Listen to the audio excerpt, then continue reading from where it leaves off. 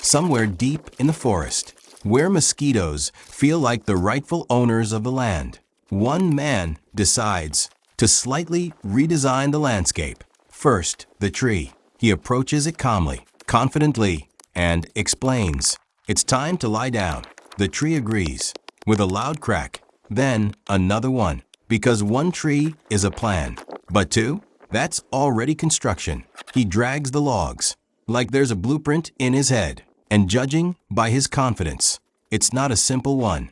Then the shovel, and the negotiations with the ground begin. At first, the earth gives up 20 centimeters. Then a root appears, like security just showed up. Wrong guy. The root is removed. Negotiations continue. The hole grows, ankle deep, knee deep.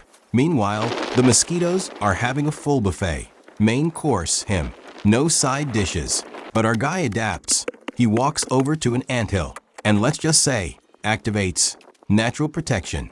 Now the mosquitoes seem confused. The hole reaches waist level, and now it's clear. This is not just a hole. This is a project. He starts digging deeper, changing direction, like he already knows where everything should be. At the same time, he takes care of his companions, the dogs, a bit of tarp, a branch, and now they have their own shelter. Simple, but effective. Then an opening appears. At first, it looks like a chimney, but no, this is an entrance. And now it becomes obvious. This is no longer digging. This is the beginning of an underground home. The project continues. He returns to the entrance and decides this needs an upgrade. The opening gets wider. Now it's not squeeze your way in. It's closer to welcome. Then the wall, a bit of digging, a stick, and suddenly a chimney begins to form. No fancy tools, just persistence. If you keep pushing a stick in the same spot long enough, engineering happens, and it works. Now the roof. He builds the frame, carefully placing each piece, adjusting, cleaning, fitting, everything tight, no gaps. Then branches, more branches, layer by layer. A real roof appears. Moment of truth. He climbs on top and walks. It holds. This is no longer a shelter. This is structure. Inside, a quick inspection. That look. Yeah, this works. Then water appears. Somewhere, somehow, in a black rubber bag. Clay, grass, mixed by instinct. And now, ceiling. Every crack, every gap, slowly turning a pile of sticks into something solid, something reliable, something real. Now the interior. He smooths the walls, removes roots, shapes the space. Special attention, the fireplace. And then, a discovery, a stump, with a hole.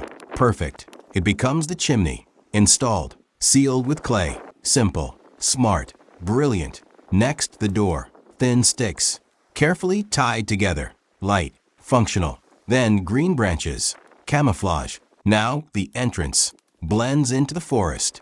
But he goes further. A large old log, heavy. He drags it all the way, places it on top, covers everything with dirt, leaves, debris. Now, this is not a construction site. It's just forest. No one would ever know what's underneath. Inside, the floor. He lays down sticks, building a bed. The dogs already understand.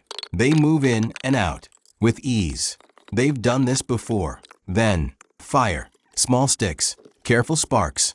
The flame comes alive. Smoke rises through the stump. It works perfectly. The dogs get fed. And now, his turn.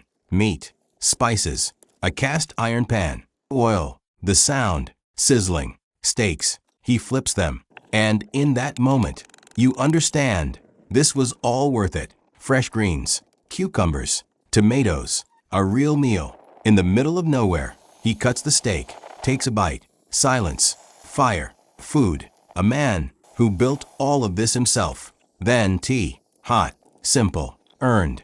The fire fades. Only warm embers remain. He lays down. The dogs curl up beside him. Before sleep, one last look outside. All clear. The entrance closes. Outside, the forest. Inside, warmth, silence, and the quiet feeling that everything is exactly as it should be. And somewhere beneath the earth, hidden from the world, a man falls asleep in a home he built with his own hands.